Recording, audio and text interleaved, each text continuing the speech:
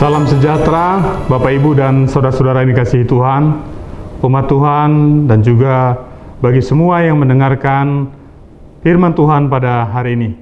Kami mengucapkan selamat Natal bagi kita semua dimanapun kita berada. Firman Tuhan akan kita dengarkan dari 1 Petrus 1 ayat 22. Sebelum itu mari kita bersatu dalam doa.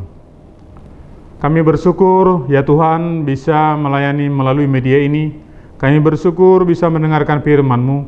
Biarlah ketika firman-Mu diberitakan, Tuhan tambahkan kepada kami hikmat dan kebijaksanaan, agar firman-Mu ini bisa kami pahami dan kami akan lakukan dalam hidup kami.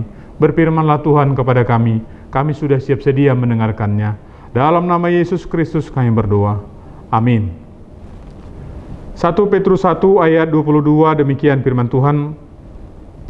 Karena kamu telah menyucikan dirimu oleh ketaatan kepada kebenaran, sehingga kamu dapat mengamalkan kasih persaudaraan yang tulus ikhlas, hendaklah kamu bersungguh-sungguh saling mengasihi dengan segenap hatimu.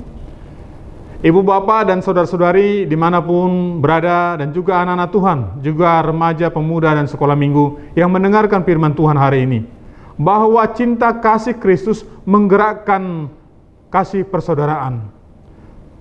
Di masa pandemik ini, kita merenungkan firman Tuhan dari surat Rasul Petrus yang dikirimkan kepada jemaat di Asia Kecil pada zaman dahulu kala, di mana jemaat mula-mula itu tersebar di beberapa tempat, mulai dari di Pontus, Galatia, Kapadokia, Asia dan Asia Kecil dan Bitinia. Daerah ini adalah daerah Turki sekarang di zaman modern ini. Umat mula-mula itu mengalami penderitaan dan penganiayaan karena mereka mengikut Kristus. Ketika mereka mengalami penganiayaan dan penderitaan, Rasul Petrus mengirimkan surat kepada mereka supaya mereka tetap teguh, mereka tetap sabar karena mereka mengikuti Kristus. Dalam hal ini, mereka harus ikut menderita sebagaimana Kristus menderita. Karena pada akhir zaman, Kristus akan menjadi hakim atas semuanya itu. Oleh karena itu, ketika mengalami penderitaan, ada satu saran dan nasihat yang sangat penting supaya mereka bisa tabah, bisa setia untuk mengalami penderitaan itu dan bahkan melewatinya, yaitu mereka harus hidup dalam kasih persaudaraan. Kata persaudaraan ini, kasih persaudaraan ini di dalam bahasa Yunani dituliskan dengan kata Philadelphia. Kata Philadelphia ini berarti philia, yaitu yang mengasihi saudara, dan adelphos adalah brother atau saudara. Kasih persaudaraan ini muncul harus diutamakan melebihi kasih karena hubungan darah atau saudara kandung. Ketika mereka sebagai komunitas kecil yang ada sebagai pendatang, pada waktu itu mereka diingatkan supaya tetap komitmen, tetap bisa melakukan cinta kasih persaudaraan satu sama lain, walaupun penderitaan sedang mereka alami. Di dalam pengalaman sedemikian itu, tentu ini membutuhkan sekali satu persekutuan yang kuat, membutuhkan topangan, membutuhkan berbagai rasa bersama-sama. Dan mereka dinasihati oleh firman Tuhan untuk tetap tinggal di dalam kasih persaudaraan itu. Di zaman sekarang ini juga ketika pandemi COVID-19 belum selesai, memasuki tahun kedua, berbagai penderitaan dan pengalaman konflik maupun kemelut masih juga turut terdampak di dalamnya. Di dalam saat seperti ini, kasih persaudaraan itu sangat dibutuhkan oleh orang-orang percaya. Kasih persaudaraan itu bukan hanya empati atau perasaan belas kasihan, tetapi harus ada wujud dan buah kasih persaudaraan itu yang nyata bagi orang-orang yang sedang mengalami penderitaan. Bagi orang sakit, saudara baginya adalah orang yang mampu membawa, mengobati, dan menyembuhkannya. Bagi orang yang kelaparan, saudara atau orang yang membantu mereka supaya dapat makan minum atau bisa mempunyai mata pencaharian, itu adalah saudara. Bagi orang yang sedang menangis, bagi orang yang sedang bersedih karena mungkin berpisah dengan orang-orang yang dikasihi, saudara baginya adalah orang-orang yang bisa menghadirkan penghiburan. Oleh karena itu, bagi kita. John Wesley juga menghidupi dan melaksanakan firman Tuhan ini dengan menghadirkan kehidupan orang-orang Metodis yang harus bisa kepeduliannya kelihatan di dalam kehidupan bermasyarakat. Kekudusan ini harus kelihatan di dalam aksi sosial, yaitu sosial karitatif kepada orang-orang yang sedang membutuhkan. Maka kita juga perlu mengingat ini sebagai orang-orang percaya di zaman sekarang ini, bahwa kasih persaudaraan yang nyata itu adalah bagian daripada wujud kekudusan kita sebagai orang-orang yang mengikut Tuhan. Karena kita sudah lebih dahulu mengalami penyucian di dalam Yesus Kristus.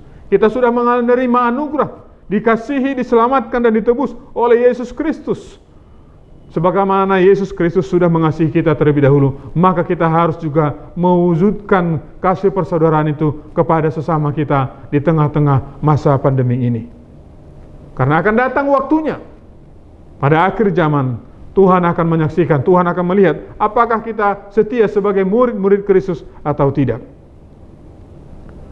Mari, Ibu Bapak dan saudara-saudaraku yang dikasihi Tuhan, ketika kita menerima kasih yang daripada Tuhan, maka kasih yang nyata itu harus kita wujudkan, harus memperbaharui motivasi kita, harus kita kembali kepada panggilan Tuhan, kita harus kembali kepada rencana dan kehendak Tuhan untuk membuat hidup lebih sejahtera, hidup yang penuh cinta kasih, hidup yang penuh keadilan kepada sesama dan segenap ciptaan. Dengan melaksanakan kasih persaudaraan, kita melaksanakan firman Tuhan, kita akan kelihatan sebagai murid Kristus, dan dunia ini akan turut mengalami kasih sayang Tuhan dengan segenap ciptaannya. Biarlah kiranya di masa Natal ini dan akan memasuki tahun baru 2022, pengharapan kita akan tetap bisa kuat apabila kita mewujudkan kasih persaudaraan itu. Mari kita proaktif untuk itu. Mari kita berbuat apa yang bisa, mulai dari hal-hal yang kecil sampai kepada hal-hal yang besar, kepada orang-orang yang sangat membutuhkan, yang ada di sekitar kita, dekat kita, yang kita kenal, atau juga di tempat jauh, yang membutuhkan pertolongan kita sebagai sesama saudara. Mari kita wujudkan kasih persaudaraan itu, karena Kristus sudah lebih dahulu mengasihi kita. Amin. Mari kita berdoa. Kami bersyukur pada saat ini, di Natal 2021 ini kami diingatkan kembali untuk mewujudkan cinta kasih persaudaraan kepada sesama kami dan juga segenap ciptaan-Mu. Karena kami sudah lebih dahulu menerima anugerah-Mu Tuhan, ketika Tuhan hadir untuk mengampuni, menyucikan, dan juga menyempurnakan hidup kami.